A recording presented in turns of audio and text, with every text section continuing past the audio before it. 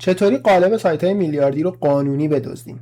من از این قسمت پیشنهاد شگفت‌انگیز دیجیکالا خوشم اومده و میخوام کپیش کنم و برای خودم طراحیش کنم. خیلی راحت با استفاده از این چیزی که میخوام بهت معرفی کنم این کارو انجام دادم و همه این بخشاشو برای من توی چند ثانیه کپی کرد و من هر کاری الان بخوام میتونم انجام بدم. حتی میتونم اینجا رنگش رو هم تغییر بدم همونجوری که میبینی و برای خودم طراحیش بکنم. چطوری این کارو کردم؟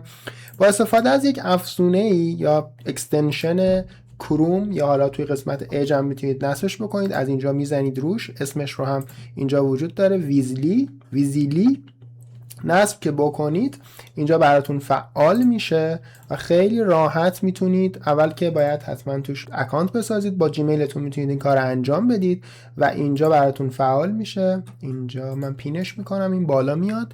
سایت دیجیکالا رو اینجا باز میکنید و هر قسمتیش رو که خواستید خیلی راحت میتونید کپی کنید. روی اکستنشنش میزنید، اینجا براتون میاره.